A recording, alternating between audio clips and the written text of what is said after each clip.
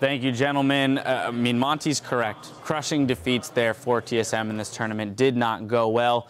If we look at this matchup specifically, we did see the Bard come through. There's an element of fun there, but to no avail, right? You would hope that pulling that out as kind of a pocket pick would have been, you know, an answer, something special that puts them over the edge. Yeah, I mean, they still have a huge flaw in their actual strategic gameplay, which is what we thought was a strength, even in the lane swaps. And I mean, it looked like Dyrus was playing zombie mode Scion by playing mostly in passive form, but it's not his fault. It's a whole collaborative team effort in not understanding where they need to put pressure and at what time. The other thing I want to look at is the Mundo. We talk about Bard coming in. Mundo is something that we haven't seen very much of in this meta, especially Smite TP. Yeah, and I like the commitment to the Mundo because what it had was with the Smite TP, with Urgot as well as Corki as your two AD carries, you're never burning that guy down late game. So even if something does go wrong early game, there is no way that Mundo dies in a late game team fight. We've seen him get absolutely massive. He does so much damage as well as a frontline tank.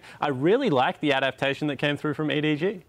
I think a problem that occurred in the draft was the fact that when you pick Bard, you don't want to lane with him. He's not the greatest laner. And Corki does not do very well versus Kalista. A skill shot based AD carry can usually get outplayed by Kalista's passive, you know, hopping around, dodging Phosphorus Bomb, a rocket.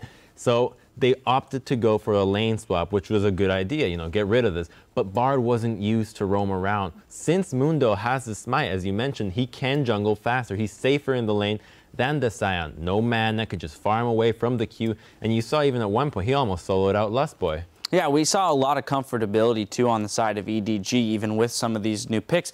The early game played out very well for them. They had the successful tower dives to TSM's failed tower dives.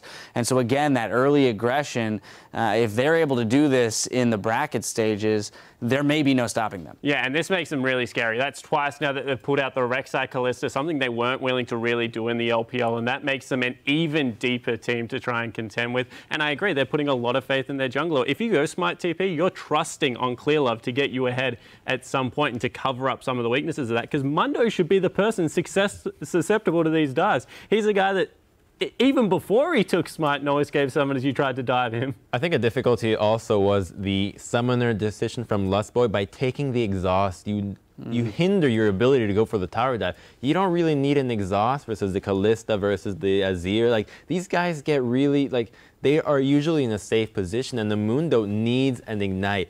Urgot didn't even take an ignite. There's no ignites in that game. How are you ever going to deal with this Mundo? So they got outdrafted and outplayed all around. Yeah, and once again, Bjergsen in the mid lane didn't go that playmaking champion we're looking for. Went with Urgot, and Urgot is extremely strong in the current meta, so props for him for picking that one up well. But I just don't think he's ever going to have the impact he needs to have on the international stage if he doesn't play something like the LeBlanc, the Ahri, that can get around the map and really try and help his team out. Picks and bans coming into question for TSM have been a question throughout the tournament.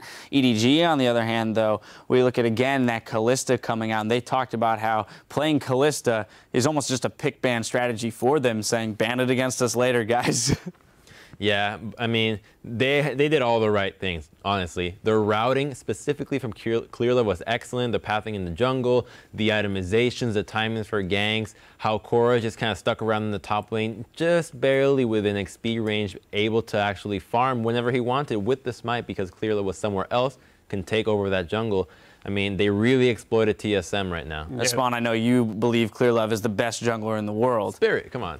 No, I think Spirit is the best jungler in the world. I think Clearlove's the best jungler here at the MSI tournament. I definitely think Spirit, he even showed it against him. He had that crazy Nidalee game. But the thing that Clearlove does better than anyone else is cover for his lane's weaknesses. He's willing to get out of the jungle a lot. I think that that really puts him in the pinnacle of junglers out there. I think that he also has an adaptive playstyle, something Clearlove wasn't able to boast in the past. Did used to try and farm up a little bit to the late game, so I like the way they've developed. In general, I think the Pawns game was the impressive one here because showing the Azir pick really does add like that next layer again, because this is all about now. EDG had clinched. They needed to get in there, and they've done that. All right, well, we talked a lot about the early game, the playmaking there from EDG and how they got ahead. Let's send it over to the telestrator where Zyrene and Sheepy are going to break it down for us. All right, thank you guys. I am Zyrene, standing by with Fabi and Sheepy Milan, and we're going to be breaking down a play for you guys from the early game. And like Jad said earlier, there's a lot of questions here back in NA about how TSM has been performing and why has it gone so poorly. And out of the 5 games here, we've seen Dyrus be first-blooded in 4 of those 5 games. And it's not always his fault. A lot of it is lane setup, picking the Bard, not going and actually shoving waves on time. So, Fabian, walk me through the early game here. I feel like my obligation as coach is sometimes to shed on the light, especially in those lane swap situations. Tower dives are really eminent, and I think we should just jump right into the replay here and just show how it just failed for TSM to prepare the tower dive, or either way defend it.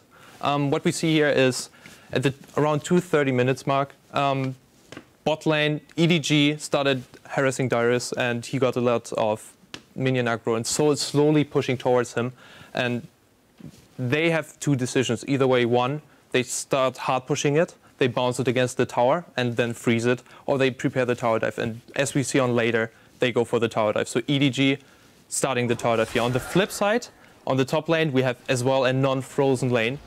And what TSM is doing here, they see the top laner coming in, and they just have the wave in the middle for no reason. And what we see here is happening is Kilov going for the red buff, going together. Santorin going for the red buff. Top lane is not pushing in, so they can't go for the tower dive. And this is the time where Lustboy and Santorin either way needs to both TP back, because if one of them TPs back, top lane TP can come bot lane and they have a 4 versus 2.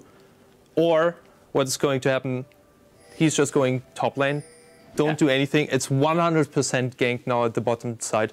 And Dyrus is like, where's my team?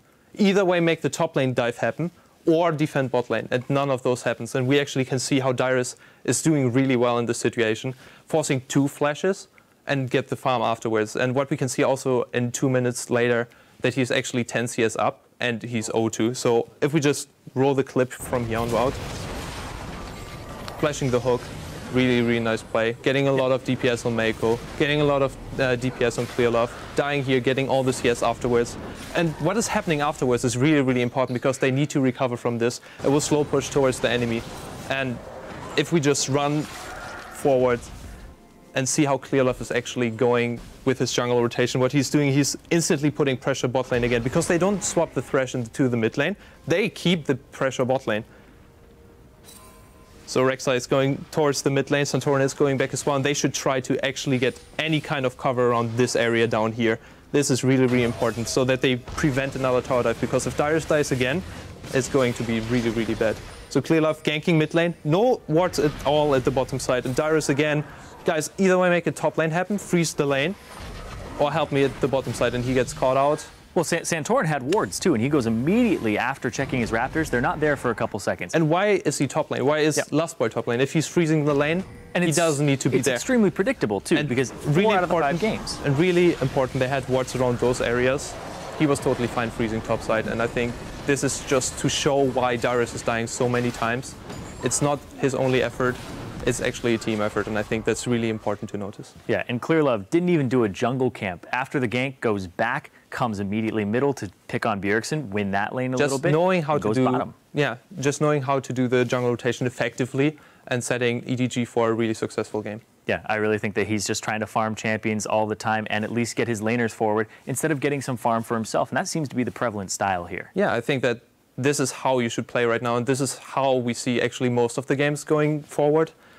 Tower dives are really eminent, especially the TP play. You need to do a lot of mind games, but once you've figured out and you actually feel yourself in dire situation, you need your team to do something. Because if you're on an island, you are on an island, and your other team needs to create the second island for the enemies. All right, thank you so much, Sheepy. We need to step away for a moment, but when we return, the European LCS champions Fnatic take on international wildcard Besiktas with the last spot in the semifinals still on the line. Stay with us. What team is that? Are they all saying EDG? Oh, wow! How many can he get? Hit with that death sentence. There's the double, and he's not done yet. Teleport coming in for TSM. Dyrus trying to turn that one around. Oh, Def dies to the turret, and a little bit of help from Wild Turtle. Meanwhile, Meiko getting taken out as well. They can't follow up because there's nothing to follow up on. Pawn coming in for a bit more damage. They're going to take out Ghost Dyrus. Nice double knockup. Wild Turtle, they still haven't killed him. Oh! Are you kidding me? 27 kills in 25 minutes for EDG as they take the game over TSM.